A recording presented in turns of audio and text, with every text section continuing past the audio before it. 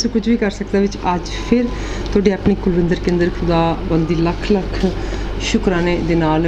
ले आई हाँ एक बारी फिर द लाइफ मोर अबैंडेंट तुहाडे वास्ते ताकि इस चैप्टर नूं असीं जदों पढ़ीए इस सैशन नूं इहदे तो असीं सीख सकीए कि खुदा साडे लई जिंदगी जिहड़ी आ ओह किस तरह दी चाहुंदा है भरपूर जिंदगी कि जिहड़ी खुशहाली दे नाल भरी होई खुदावंद दी हज़ूरी दे विच मैं तुहाडीआं सारियां जिन्नियां भी स्थितियां ने मुश्किलां खुशियां हादसे सब कुछ रखना है ताकि असीं उहनूं प्रोटैक्शन दे थल्ले लै आईए क्योंकि जद दुआ दे विच असीं दरअसल यही करदे हां कि जिहड़ियां साडियां जो कुछ सानूं खुदा ने दित्ता हुंदा असीं उहनूं प्रोटैक्ट कर लैने कदूस कदूस कदूस मेरे बाप खुदा तेरी पाक पवित्र सारे भैन भरावां जो भी टैलीविजन के सैट के अगे इस वेले बैठे ने देख रहे हैं उन्होंने लैके आनी कि खुदावन उन्होंने जिंदगी के सारिया जरूरतों तो अपने शाही खजाने में पूरा कर तो खुदावन जो कुछ उन्होंने कोल है वो खुदावन प्रोटैक्ट रहे किसी भी तरह शैतान दी कोई भी मनसूबा उन्होंने जिंदगी नूं खराब ना कर सके उन्होंने राह दे विचों उन्होंने बरकतां नूं डुला ना देवे तो खुदावन इस सैशन तेरे हाथ च दिनी लाइफ मोर अबैंडेंट मैं तेरी हज़ूरी दे विच ते जेड़े सारे जिन्ने भी देखने वाले उन्होंने लई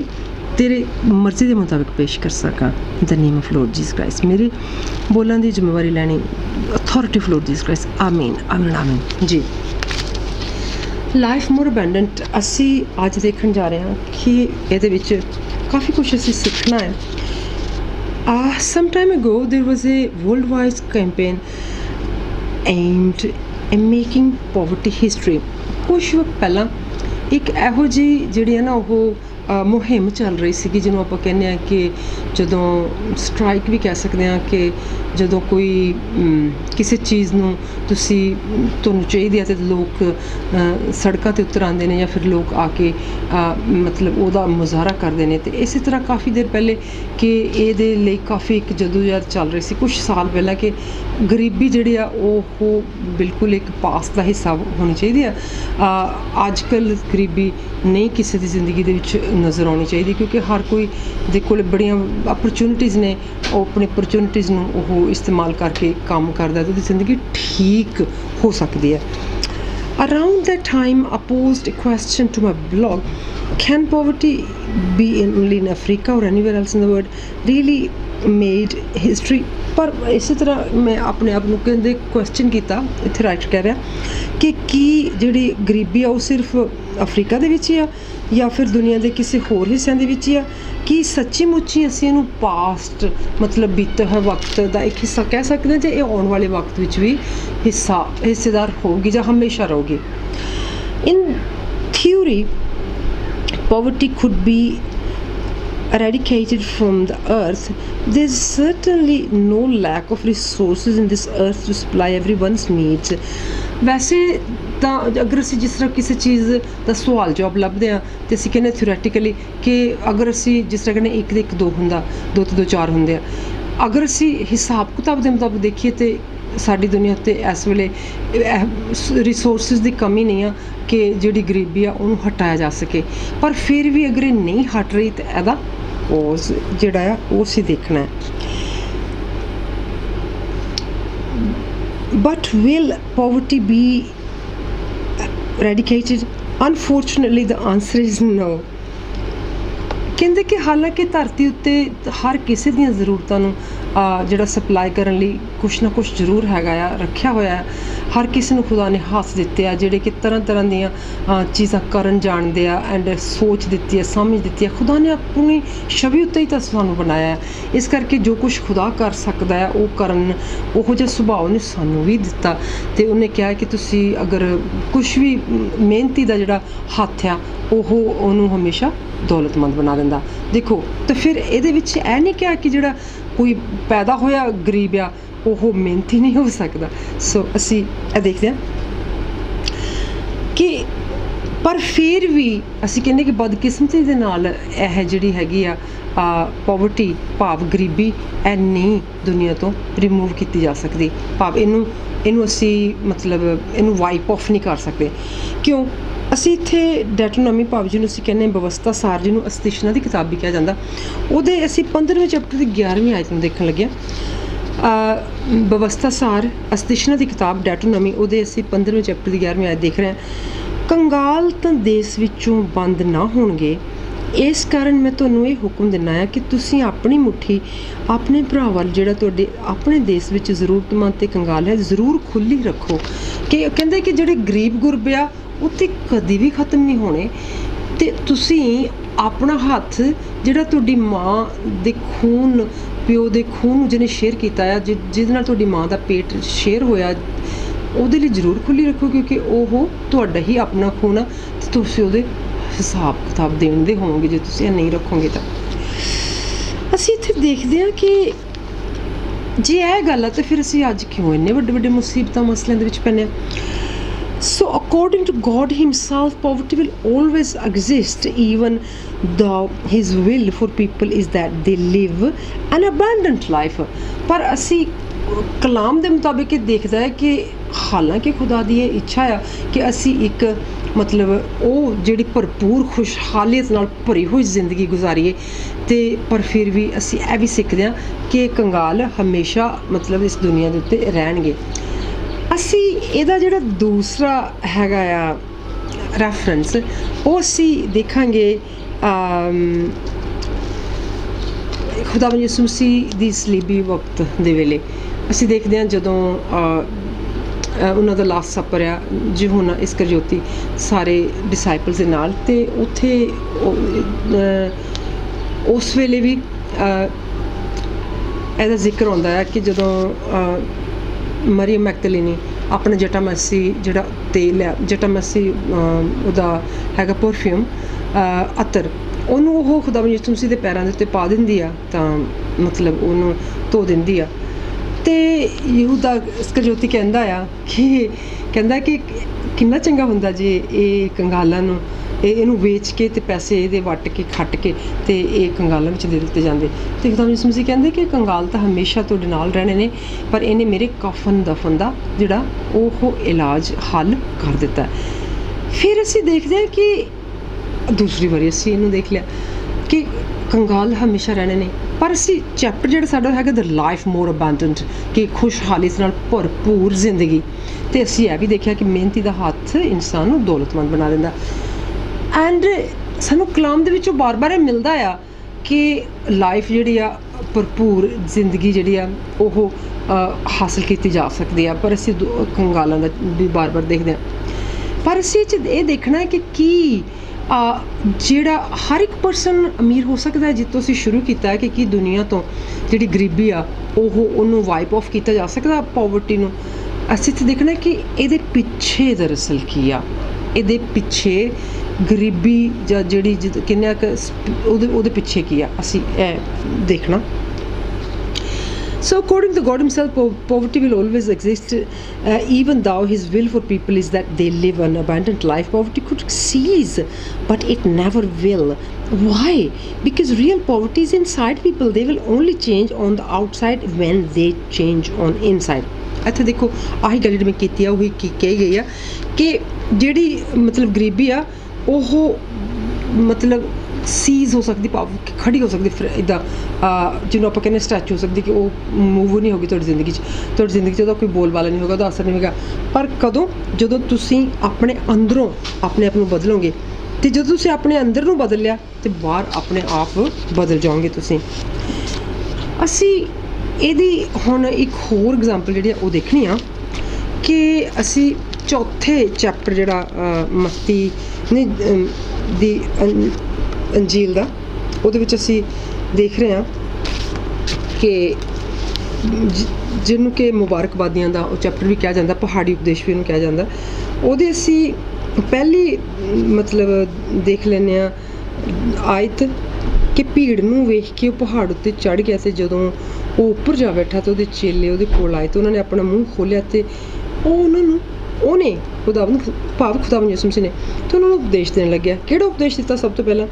ਧੰਨ ਉਹ ਹਨ ਜਿਹੜੇ ਦਿਲਾਂ ਦੇ ਗਰੀਬ ਹਨ, ਕਿਉਂਕਿ ਉਹ ਸਵਰਗ ਦਾ ਰਾਜ ਉਹਨਾਂ ਦਾ। ਹੁਣ ਸਵਾਲ ਇਹ ਪੈਦਾ ਹੁੰਦਾ ਕਿ ਖੁਦਾਵੰਦ ਯਿਸੂ ਮਸੀਹ ਇਹ ਕਹਿ ਰਹੇ ਕਿ ਧੰਨ ਉਹ ਜਿਹੜੇ ਦਿਲਾਂ ਦੇ ਗਰੀਬ ਆ, ਕਿਉਂਕਿ ਖੁਦਾ ਦੇ ਬਾਦਸ਼ਾਹੀ ਉਹਨਾਂ ਦੀ ਆ। ਅਸੀਂ ਇੱਥੇ ਪੜ੍ਹਿਆ ਆ ਕਿ ਜਿਹੜਾ ਜਦੋਂ ਕਿ ਐਗਜ਼ਿਸਟ ਕਰਦੀ ਆ, ਅਸੀਂ ਡੈਟੋਨਮੀ ਅਸਤਿਸ਼ਨਾ ਦੀ ਕਿਤਾਬ ਦੇ ਵਿੱਚ ਦੇਖਿਆ ਹੈ ਕਿ ਉਹਦੇ 15ਵੇਂ ਚੈਪਟਰ ਦੀ 11ਵੀਂ ਆਇਤ ਦੇ ਵਿੱਚ ਕਿ ਕੰਗਾਲ ਹਮੇਸ਼ਾ ਦੇਸ਼ ਵਿੱਚ ਰਹਿਣਗੇ,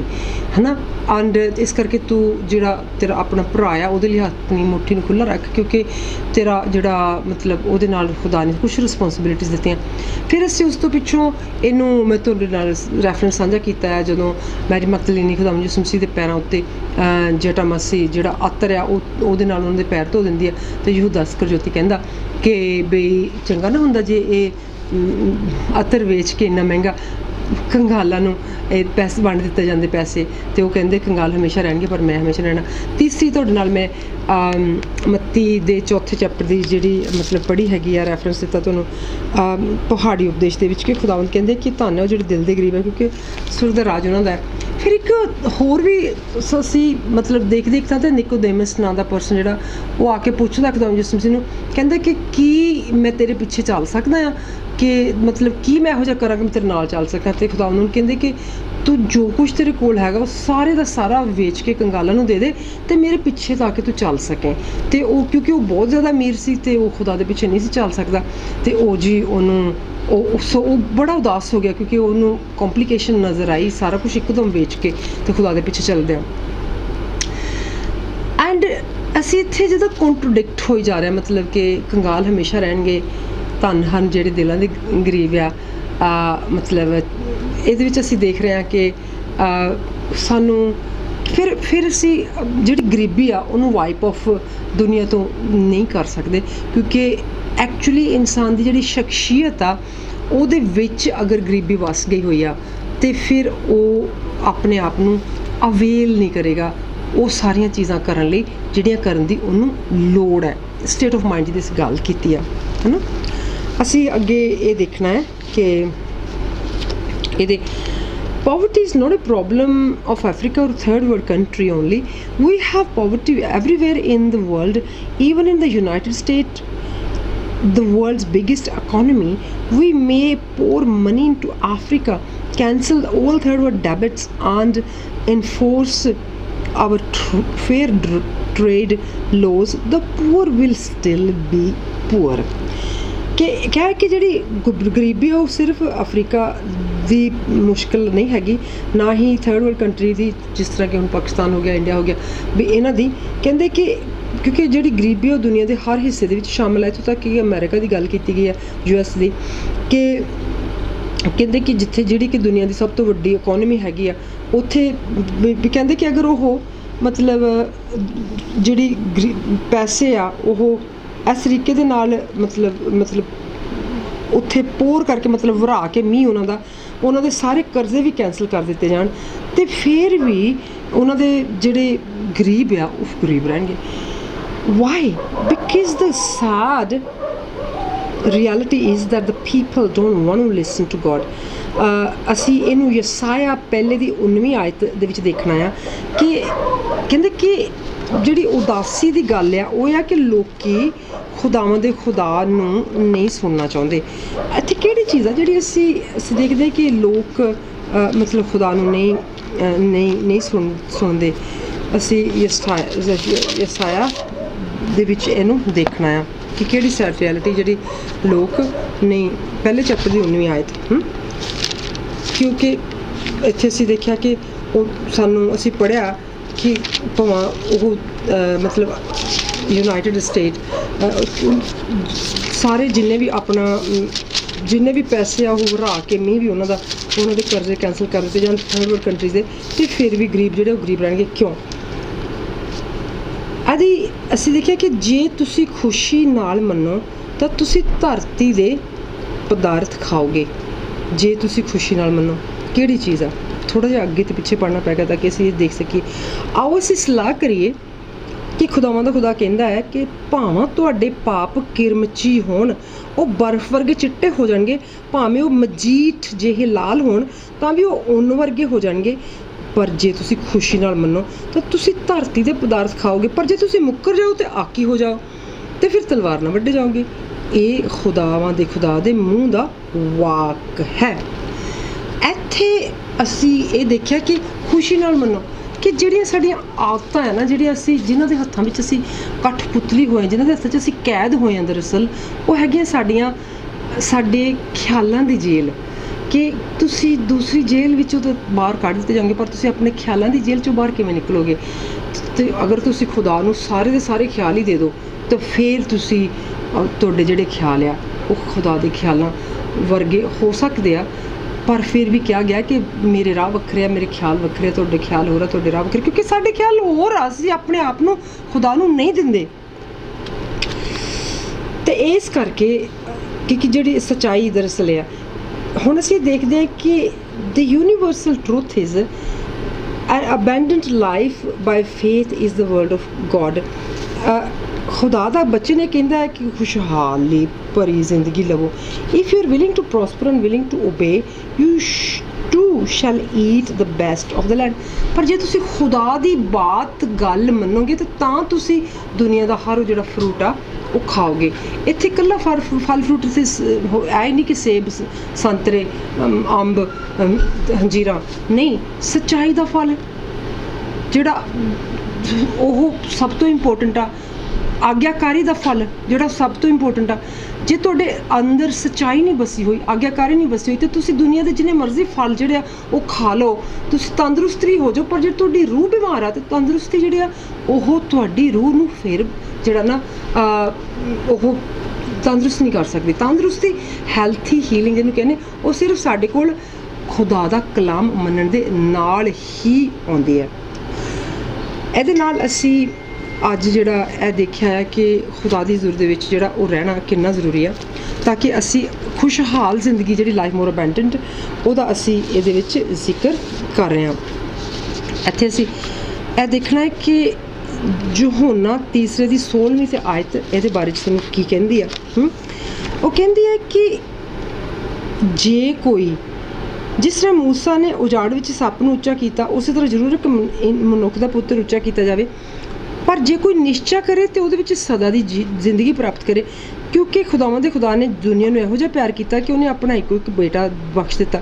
ਤਾਂ ਕਿ ਹਰ ਇੱਕ ਜਿਹੜਾ ਉਹਦੇ ਉੱਤੇ ਯਕੀਨ ਕਰੇ, ਈਮਾਨ ਕਰੇ, ਨਾਸ਼ ਨਾ ਹੋਵੇ ਪਰ ਸਦਾ ਦੀ ਜ਼ਿੰਦਗੀ ਪਾਵੇ। ਅਤੇ ਖੁਦਾਵੰਦ ਦੇ ਖੁਦਾ ਨੇ ਆਪਣੇ ਬੇਟੇ ਨੂੰ ਦੁਨੀਆ ਵਿੱਚ ਇਸ ਲਈ ਨਹੀਂ ਸੀ ਘੱਲਿਆ ਕਿ ਉਹ ਦੁਨੀਆ ਨੂੰ ਦੋਸ਼ੀ ਠਹਿਰਾ ਦੇਵੇ, ਅਤੇ ਸਗੋਂ ਇਹ ਦੁਨੀਆ ਜਿਹੜੀ ਉਹਦੇ ਲਈ ਬਚਾਈ ਜਾਵੇ। ਦੇਖੋ, ਅਸੀਂ ਇਹਦੇ ਨਾਲ ਹੀ ਸੰਬੰਧਿਤ ਮੈਂ ਇੱਕ ਨਜ਼ਮਾਂ ਜਿਹੜੀ ਤੁਹਾਡੇ ਨਾਲ ਸ਼ੇਅਰ ਕਰੂੰਗੀ, ਉਹ ਵੀ ਲਾਈਫ ਮੋਰ ਅਬੈਂਡੈਂਟ ਦਾ ਇੱਕ ਤਰ੍ਹਾਂ ਨਾਲ ਮੈਂ ਕਹੀ ਜਾਊਂਗੀ ਕਿ ਪ੍ਰਸਕ੍ਰਿਪਸ਼ਨ ਆ, ਕਿ ਜਿਸ ਤਰ੍ਹਾਂ ਜਦੋਂ ਤੁਸੀਂ ਡਾਕਟਰ ਕੋਲ ਜਾਂਦੇ ਤਾਂ ਸਾਨੂੰ ਕੁਝ ਪ੍ਰਸਕ੍ਰਾਈਬ ਕਰਕੇ ਦਿੰਦਾ ਲਿਖ ਕੇ ਕਿ ਆਹ ਉਹ ਮਤਲਬ ਪਰਚੀ ਆ ਜਿਹੜੀ ਤੂੰ ਦਵਾ ਦੇ ਰੂਪ ਦੇ ਵਿੱਚ ਲੈ ਕੇ ਕੈਮਿਸਟ ਸ਼ਾਪ ਦੇ ਵਿੱਚ ਲੈ ਕੇ ਜਾ ਅਤੇ ਉੱਥੋਂ ਤੈਨੂੰ ਮਿਲੇਗੀ ਅਤੇ ਤੂੰ ਲੈ ਲਾ। ਸੋ ਅੱਜ ਦੀ ਜਿਹੜਾ ਸੈਸ਼ਨ ਹੈਗਾ ਲਾਈਫ ਮੋਰ ਅਬੈਂਡੈਂਟ, ਇਹਦੀ ਆਹ ਇੱਕ ਜਿਹੜੀ ਤੁਹਾਨੂੰ ਮੈਂ ਪ੍ਰਸਕ੍ਰਿਪਸ਼ਨ ਦੇ ਰਹੀ ਹਾਂ। ਖੁਦਾ ਬਹੁਤ ਵੱਡਾ ਆ, ਉਹਨੇ ਮੇਰੇ ਉੱਤੇ ਇਹ ਬਖਸ਼ਿਸ਼ ਕੀਤੀ ਆ ਕਿ ਮੈਂ ਉਹਦੇ ਬੱਚੇ ਨੂੰ ਪਿਆਰ ਕਰਦਿਆਂ ਕੁਛ ਉਹਦੀਆਂ ਜਿਹੜੀਆਂ ਨਾ ਮਤਲਬ ਤੁਹਾਡੇ ਨਾਲ ਆਹ ਇੰਪੋਰਟੈਂਟ ਗੱਲਾਂ ਵੀ ਕਰ ਸਕਾਂ। ਸੁਣ ਜਗਤ ਦੁਆ ਮੇ ਲਗਤ ਲਗਤ, ਰਿਹਾਏ ਸ਼ੈਤਾਨ ਤੋਂ ਹੈ ਠਗਤ ਠਗਤ। ਭਗਤ ਦੁਆ ਮੇ ਲਗਤ ਲਗਤ, ਰਿਹਾਏ ਸ਼ੈਤਾਨ ਤੋਂ ਹੈ ਠਗਤ ਠਗਤ। ਇੱਕ ਇੱਕ ਬੋਲ ਤੂੰ ਮੇਰਾ ਦਿਲਾਂ ਦੀ ਤਖਤੀ ਉੱਤੇ ਲਿਖ ਲੈ ਲਿਖ ਲੈ। ਇੱਕ ਇੱਕ ਬੋਲ ਤੂੰ ਮੇਰਾ ਦਿਲਾਂ ਦੀ ਤਖਤੀ ਉੱਤੇ ਲਿਖ ਲੈ। ਮੇਰੀ ਇਹ ਹਦਾਇਤ ਤੂੰ ਮੇਰੀ ਮਰਜ਼ੀ ਵਿੱਚੋਂ ਸਿੱਖ ਲੈ। ਮੇਰੀ ਇਹ ਹਦਾਇਤ ਤੂੰ ਮੇਰੀ ਮਰਜ਼ੀ ਵਿੱਚੋਂ ਸਿੱਖ ਲੈ। ਦਿਨ ਪਾਕ ਹੈ ਮੇਰਾ ਸਬਤ ਸਬਤ, ਦਿਨ ਪਾਕ ਹੈ ਮੇਰਾ ਸਬਤ ਸਬਤ। ਰਿਹਾਏ ਜਹਾਨ ਮੋਹਿ ਠਗਤ ਠਗਤ, ਰਿਹਾਏ ਸ਼ੈਤਾਨ ਤੋਂ ਹੈ ਠਗਤ ਠਗਤ। ਸੁਣ ਭਗਤ ਦੁਆ ਮੇ ਲਗਤ ਲਗਤ, ਸੁਣ ਜਗਤ ਦੁਆ ਮੇ ਲਗਤ। ਭਾਵੇਂ ਹੋਏ ਤੂਫਾਨ ਜਾਂ ਸੋਕਾ, ਤੂੰ ਜਾਵੇਂਗਾ ਬਚ ਹੋਏ। ਭਾਵੇਂ ਹੋਏ ਤੂਫਾਨ ਜਾਂ ਸੋਕਾ, ਤੂੰ ਜਾਵੇਂਗਾ ਬਚ ਹੋਏ। ਤੇਰੇ ਉੱਤੇ ਬਖਸ਼ਿਸ਼ ਦੀ ਗੱਲ ਗਈ ਤੈਨੂੰ ਜੱਚ ਹੋਏ। ਤੇਰੇ ਉੱਤੇ ਬਖਸ਼ਿਸ਼ ਦੀ ਜੇ ਗੱਲ ਗਈ ਤੈਨੂੰ ਜੱਚ ਏ। ज़रा देख ए केड़ा वक्त वक्त, ज़रा देख ए केड़ा वक्त वक्त, रिहाई शैतान तो है ठगत ठगत, रिहाई जहान मोहे ठगत ठगत, सुन भगत दुआ में लगत लगत, सुन जगत दुआ में लगत। मेरी ए हिदायत दुनिया बड़ी बेटंगी है, कुछ मंदी है कुछ चंगी, दुनिया बड़ी बेटंगी है, कुछ मंदी है कुछ चंगी, वक्त बताया कम जो मेरा करे मेरी सतसंगी, वक्त बिताया कम करें जे सदा मेरी सतसंगी, लहरू है पाक दी अगत अगत, लहरू है पाक दी अगत अगत, रिहाई शैतान तो है ठगत ठगत, रिहाई जहान मोहे ठगत ठगत, भगत दुआ में लगत लगत, सुनो जगत दुआ में लगत लगत। अपना आप संभाल ते मलगा मेट यसू नाल कर ले, तू अपना आप संभाल ते मलगा मेट यसू नाल कर ले, यसू विच ही उठन बैठन डेट यसू नाल कर ले, यसू विच ही होए उठन बैठन तू डेट यसू नाल कर ले, क्या खूब होवेगी तेरी फबत फबत, क्या खूब होवेगी तेरी फबत फबत, रिहाई शैतान तो है ठगत ठगत, रिहाई जहान मोहे ठगत ठगत, भगत दुआ में लगत लगत, सुन जगत दुआ में लगत लगत। जी तुसीं कहोगे ए जिहड़ी नज़म है ਇਹ ਕਿਸ ਤਰ੍ਹਾਂ ਸਾਨੂੰ ਮੋਰ ਅਬੈਂਡੈਂਟ ਲਾਈਫ ਜਿਹੜੀ ਆ ਉਹ ਜਿਹੜੀ ਉਹਦੇ ਵੱਲ ਲੈ ਕੇ ਜਾਂਦੀ ਆ, ਕਿਉਂਕਿ ਦੁਆ ਬਿਗਿਨਿੰਗ ਦੇ ਵਿੱਚ ਜਦੋਂ ਮੈਂ ਸੈਸ਼ਨ ਸ਼ੁਰੂ ਕੀਤਾ ਤਾਂ ਮੈਂ ਤੁਹਾਨੂੰ ਦੱਸਿਆ ਸੀ ਕਿ ਜਦੋਂ ਅਸੀਂ ਦੁਆ ਕਰਦੇ ਹਾਂ ਅਤੇ ਦੁਆ ਹਰ ਸਾਡੀ ਜਿਹੜੀ ਸਾਡੇ ਕੋਲ ਜਿਹੜਾ ਕੁਛ ਹੈਗਾ ਆ ਉਹਨੂੰ ਪ੍ਰੋਟੈਕਟ ਕਰ ਦਿੰਦੀ ਆ, ਤਾਂ ਕਿ ਸ਼ੈਤਾਨ ਉਹਨੂੰ ਸਾਨੂੰ ਰੁਲਾ ਨਾ ਸਕੇ ਦਾ ਹੱਥ ਉੱਤੇ। ਜੇ ਤੁਹਾਡੇ ਹੱਥ ਵਿੱਚ ਬਹੁਤ ਕੁਛ ਹੀਰੇ ਜਵਾਹਰਤ ਮੋਤੀ ਭਾਵੇਂ ਕਿੰਨਾ ਕੁਛ ਆ, ਪਰ ਅਗਰ ਹਨੇਰੀ ਵੀ ਆ ਰਹੀ ਹੈ ਤਾਂ ਉੱਤੋਂ ਕੋਈ ਝਮੱਟਾ ਭਰ ਕੇ ਇਸ ਤਰ੍ਹਾਂ ਸਾਰਾ ਖਿਲਾਰ ਦਿੰਦਾ ਅਤੇ ਤੁਸੀਂ ਉਹ ਜਿਹੜਾ ਉਹ ਤੁਹਾਡੇ ਹੱਥ ਵਿੱਚ ਡੁੱਲ ਗਿਆ। ਇਸ ਕਰਕੇ ਸਾਨੂੰ ਆਪਣੀ ਸਾਡੀਆਂ ਹੱਥਾਂ ਦੇ ਵਿੱਚ ਇਸ ਵੇਲੇ ਬਹੁਤ ਇਹੋ ਜਿਹਾ ਕੁਛ ਆ, ਸਾਡੇ ਕੋਲ ਖੁਦਾ ਨੇ ਧੀਆਂ ਪੁੱਤਰ ਦਿੱਤੇ ਹੋਏ ਆ, ਮਾਂ ਬਾਪ ਦਿੱਤੇ ਹੋਏ ਆ, ਸਾਨੂੰ ਭੈਣਾਂ ਭਰਾ ਦਿੱਤੇ ਹੋਏ ਆ, ਸਾਨੂੰ ਸ਼ੋਹਰਤ ਰੁਤਬਾ ਸਭ ਕੁਛ ਦਿੱਤਾ ਹੋਇਆ, ਪਰ ਜੇ ਅਸੀਂ ਦੁਆ ਦੇ ਰਾਹੀਂ ਨੂੰ ਪ੍ਰੋਟੈਕਟ ਨਾ ਕਰੀਏ ਤਾਂ ਸ਼ੈਤਾਨ ਆਹੀ ਵੇਟ ਕਰ ਰਿਹਾ ਮੂਮੈਂਟ ਦੀ ਕਿ ਕਿਸੇ ਕਿਹੜੇ ਵੇਲੇ ਸਾਨੂੰ ਝਮੱਟਾ ਮਾਰ ਕੇ ਸਾਡੇ ਹੱਥ ਦੇ ਉੱਤੇ ਉਹ ਸਾਰਾ ਕੁਛ ਡੁਲਾ ਦੇਵੇ। ਐਂਡ ਜਦੋਂ ਅਸੀਂ ਦੁਆ ਦੇ ਵਿੱਚ ਸਾਰਾ ਕੁਛ ਪ੍ਰੋਟੈਕਟ ਕਰ ਦਿੰਦੇ ਹਾਂ ਉਦੋਂ ਫਿਰ ਅਸੀਂ ਦ ਲਾਈਫ ਮੋਰ ਅਬੈਂਡੈਂਟ ਕਿ ਉਹ ਸਾਨੂੰ ਅਸੀਂ ਉਹ ਸਾਰਾ ਕੁਛ ਜਿਹੜਾ ਨਾ ਉਹ ਹੱਕਦਾਰ ਆ ਉਹਦੇ, ਕਿਉਂਕਿ ਖੁਦਾ ਨੇ ਕਿਹਾ ਕਿ ਤੂੰ ਹੈੱਡ, ਸਾਨੂੰ ਹੈੱਡ ਠਹਿਰਾਇਆ ਜਿਹੜੀ ਦੁੰਬ ਨਹੀਂ, ਉਹਨੇ ਕਿਹਾ ਤੂੰ ਸਿਰ ਹੋਵੇਂਗਾ ਅਤੇ ਪੁੱਛ ਨਹੀਂ, ਹੈ ਨਾ, ਦੁੰਬ ਨਹੀਂ। ਸੋ ਇਸ ਕਰਕੇ ਦ ਲਾਈਫ ਮੋਰ ਅਬੈਂਡੈਂਟ ਜਿਹੜੀ ਆ ਉਹ ਹਰ ਕਿਸੇ ਲਈ ਆ, ਇਹ ਨਹੀਂ ਕਿ ਉਹ ਸਿਰਫ ਜਿਹੜੀ ਦੁਨੀਆ ਦੇ ਕੁਛ ਜਿਹੜੀਆਂ ਕੌਮਾਂ ਆ ਮਤਲਬ ਜਿਹੜੀਆਂ ਅਪਰ ਕਲਾਸ ਲਈ ਆ, ਸੈਕੰਡ ਕਲਾਸ ਲਈ ਆ, ਜਾਂ ਜਿਹੜੀ ਮਿਡਲ ਕਲਾਸ ਲਈ ਆ, ਜਾਂ ਨਹੀਂ, ਉਹ ਥਰਡ ਵਰਲਡ ਕੰਟਰੀ ਲਈ ਹਰ ਕਲਾਸ ਲਈ ਆ, ਕਿਉਂਕਿ ਖੁਦਾਵੰਦ ਨੇ ਹਰ ਕਿਸੇ ਨੂੰ ਆਪਣੀ ਛਵੀ ਉੱਤੇ ਬਣਾਇਆ। ਇਹ ਨਹੀਂ ਕਿ ਉਹਨੇ ਆਪਣੇ ਚੁਣਵੇਂ ਲੋਕੀ ਆਪਣੀ ਸਿਰਫ ਛਵੀ 'ਤੇ ਬਣਾਇਆ ਅਤੇ ਦੂਸਰੇ ਜਿਹੜੇ ਲੋਕੀ ਆ ਉਹਨਾਂ ਨੂੰ ਨਹੀਂ, ਉਹਨੇ ਹਰ ਕਿਸੇ ਨੂੰ ਵਕਤ ਜਿਹੜਾ ਨਾ 9 ਮਹੀਨੇ ਖਰਚ ਕੀਤਾ ਆ ਮਤਲਬ ਬਣਾਉਣ ਲਈ, ਉਹਦੇ ਵਿੱਚ ਸਾਰੀਆਂ ਜਿਹੜੀਆਂ ਕੁਆਲਿਟੀਜ਼ ਉਹਨਾਂ ਦੇ ਉਪਜਾਉਣ ਲਈ। ਸੋ ਮੈਨੂੰ ਯਕੀਨ ਹੈ ਕਿ ਤੁਹਾਨੂੰ ਇਹ ਜਿਹੜੇ ਅੱਜ ਦਾ ਜਿਹੜਾ ਸੈਸ਼ਨ ਸੀ ਦ ਲਾਈਫ ਮੋਰ ਅਬੈਂਡੈਂਟ, ਤੁਸੀਂ ਇਹਦੇ ਤੋਂ ਬਹੁਤ ਬਰਕਤ ਪਾਈ ਹੋਈ, ਕਿਉਂਕਿ ਮੈਨੂੰ ਤੁਹਾਨੂੰ ਇਹਨੂੰ ਡਿਲੀਵਰ ਕਰਦਿਆਂ ਬਹੁਤ ਖੁਸ਼ੀ ਮਿਲੀ ਆ। ਸੋ ਆਪਾਂ ਇਕੱਠੇ ਤੁਹਾਡੀ ਸਾਰੀਆਂ ਮੁਸ਼ਕਲਾਂ ਜਿਹੜੀਆਂ ਉਹਨਾਂ ਨੂੰ ਖੁਦਾ ਦੀ ਹਜ਼ੂਰੀ ਵਿੱਚ ਰੱਖਣਾ ਹੈ ਤਾਂ ਕਿ ਤੁਸੀਂ ਉਹਨਾਂ ਦੇ ਕੋਲੋਂ ਛੁਟਕਾਰਾ ਪਾ ਸਕੋ। Kadus, Mirvan Papa, thank you for this session which you've given me in order to glorify your good name for each and everybody. Thank you so much, and protect everybody, whatever they have. I seal their blessing in the blood of Lord Jesus Christ. Amen. Amen. Amen.